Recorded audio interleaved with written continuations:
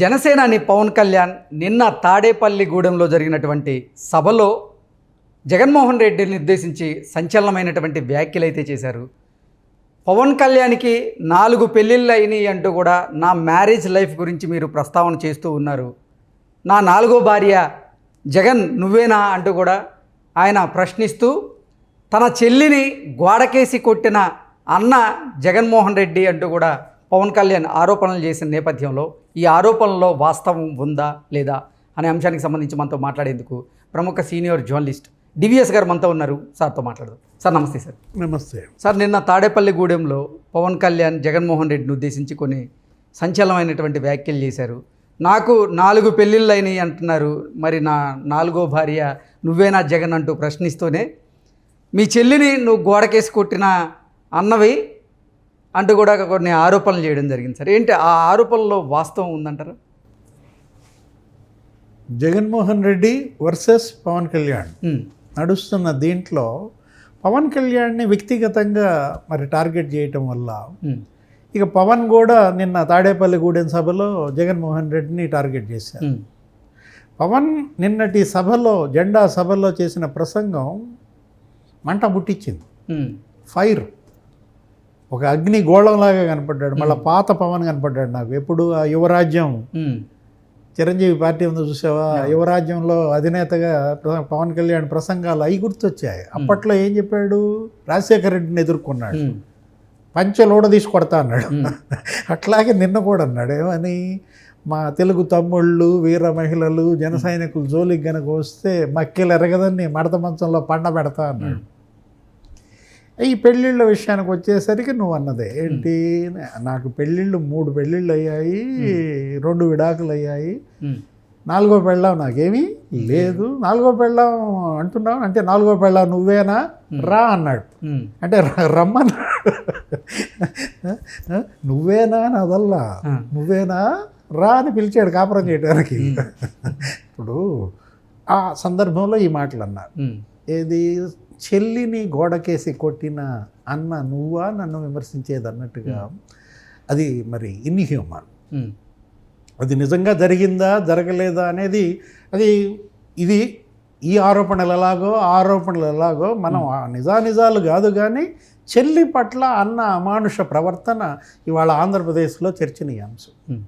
ఒక పవన్ కళ్యాణ్ వ్యాఖ్యలే కాదు, షర్మిల ఇవాళ అన్న పైన ఎందుకు తిరగబడింది.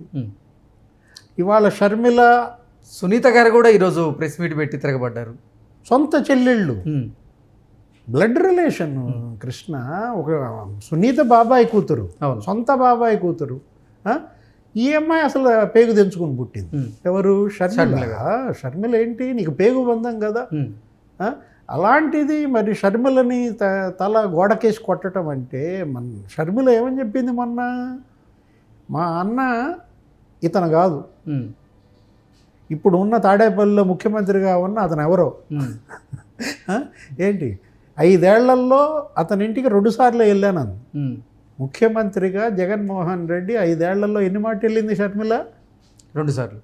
ఒకసారేమో ఇదనమాట, ఏది ఇప్పుడు నువ్వు చెప్పింది, పంచాయతీకి వెళ్ళాం, ఆ రోజు అమ్మ కూడా ఉంది, ఈ మాట అమ్మతో చెప్పించు. రెండోది మన శుభలాకీయటానికి వెళ్ళింది. అంటే ఇప్పుడు పవన్ కళ్యాణ్ అన్న మాటలు ఆ మొదటిసారి జరిగి ఉండాలి.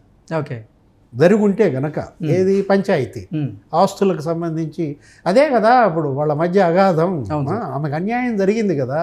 ఇప్పుడు ఎన్టీ రామారావు ఆస్తిలో సమాన హక్కు తెచ్చాడు, ఆడబిడ్డలకు కూడా తండ్రి ఆస్తిలో సమాన హక్కు కదా. ఇప్పుడు మొన్న కూడా సుప్రీంకోర్టు కూడా అదే ఇచ్చేసింది నీకు తీర్పు, కూడా కేంద్రం కూడా దాన్ని చేసింది. ఇప్పుడు రాజశేఖర్ రెడ్డి, విజయమ్మ వాళ్ళ ఆస్తిలో సగం ఏమిది కదా, ఎవరిది, షర్మిలది. ఆ ఆస్తుల పంపకాల్లో విభేదాలే ఉండుంటాయి. అదే ఈ వైరుధ్యాలకి కారణం అనేది వాళ్ళు స్పష్టంగా కనపడుతుంది. పవన్ కళ్యాణ్ వ్యాఖ్యలు మరి అది నిజమే అయి ఉండొచ్చు.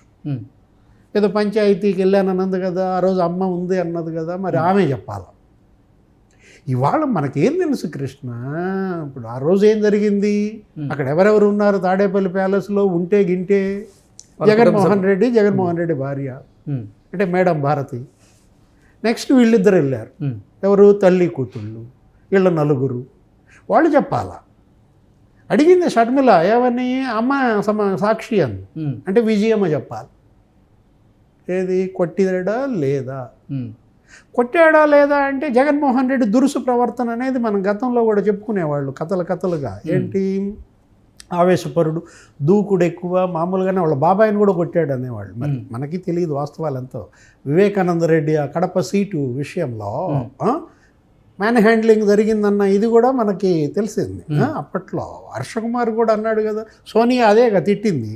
ఏంటి, అతను వెళ్ళిపోతున్నాడు, రాజీనామా ఇచ్చేసిపోతున్నాడండి అని ఏదో చెప్పాడంట హర్షకుమార్ ఆ రోజు పార్లమెంట్ లాబీలో సోనియాకి. ఎమ్మటే సోనియా ఫోన్ చేసి రాజశేఖర రెడ్డిని కోప్పడిందంట. కంట్రోల్లో పెట్టుకొని కొడుకుని ఎందుకు వివేకానంద రెడ్డిని అట్లా దురుసుగా దూకుడుగా వెళ్ళాడు అంటే, అప్పుడు రాజశేఖర రెడ్డి కోప్పడి తమ్ముడిని అలా మళ్ళీ వెనక్కి పిలిపించుకుని ఆ రాజీనామా ఉపసంహరింపజేసి అతను ఆ పీరియడ్ కంటిన్యూ అవనిచ్చారు. ఇది గ్యాప్ బాబాయికి కొడుక్కి మధ్య, వివేకానంద రెడ్డికి జగన్కి ఇక్కడ గ్యాప్. ఏది, కడప సీట్ అన్నమాట. కడప సీటు ఎంత భూకంపం సృష్టించిందో చూసుకో. మరి కడప పార్లమెంటు సీటు పాపం ఆయన శుభ్రంగా ఆ రోజు వెళ్ళిపోయి ఉంటే ప్రాణాలన్నీ ఉండేవి. రాజశేఖర రెడ్డి అనవసరంగా పిలిపించాడు మళ్ళీ తమ్ముడిని.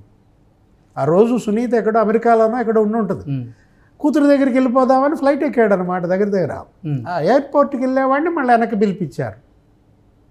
అదే జరుగుంటే వాళ్ళ మనిషి బతుకుండేవాడు, ఎక్కడ అమెరికాలో ఉండేవాడు చక్కగా. ఆమె కూడా సునీత కూడా అక్కడే సెటిల్ అయిపోయి ఉండేది. తండ్రి అక్కడికి వచ్చి ఈరోజు ఈ ఆరోపణలు చేయాల్సిన అవసరం ఉండేది కాదు. ఇవాళ ఈ 5 ఏళ్ళు వివేకానంద రెడ్డి హత్య జరిగేది కాదు, ఈ 5 ఏళ్ళుగా పోరాటం నడపాల్సింది వచ్చేది కాదు.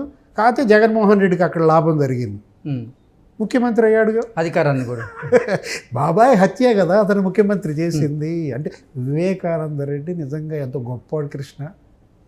జగన్మోహన్ రెడ్డి వివేకానంద రెడ్డి త్యాగం చేసిన సీటుల్లో ముఖ్యమంత్రి అయ్యాడు, లోక్సభ సభ్యుడయ్యాడు. జగన్మోహన్ రెడ్డి కడప ఎంపీ అయ్యాడు కదా 2009లో. వివేకానంద రెడ్డి శవం ముఖ్యమంత్రి చేసింది. నిజంగా బాబాయ్ రుణం మాత్రం తీర్చుకోలేడు. అటు రాజకీయ భిక్ష పెట్టాడు, ఇటు ముఖ్యమంత్రి పదవి ఆయన శవం మీదే వచ్చేసిందంటే ఇవాళ షర్మిల పట్ల ఈ నిర్దయ, నీకు ఆడబిడ్డ ఉసురు తగలకూడదు. నీకు నువ్వు ఉన్నావు కదా, నేను మామూలుగా అక్కకి చెల్లికి ఏం చేస్తాం, ఇంటికి పిలుస్తాం, ఏదో చీరో సారో పెడతావా పెట్టవా, జాకెట్ ముక్క ఏదో పెడతావు కదా, నిన్ను తమ్ముడు ఆశీర్వదించి వెళ్ళొద్దు అనమాట. రాఖీ అదే కదా, ఏది రాఖీ కట్టేది. అలాంటిది మరి సొంత చెల్లెలు ఇంత నిర్దయగా గోడకేసి కొట్టాడో లేదో తెలియదు. కానీ ఈ ఆస్తుల వివాదం ఇవాళ వాళ్ళిద్దరి మధ్య తగాదా, ఇలాంటి వాడా ముఖ్యమంత్రి అని చెప్పి చెల్లెళ్ళే వాళ్ళు ప్రశ్నిస్తుంటే, ఏ చెల్లెళ్ళైతే ఇతన్ని ముఖ్యమంత్రి చేశారో ఆ చెల్లెళ్ళే ఇతన్ని ముఖ్యమంత్రిగా దించేస్తుంది.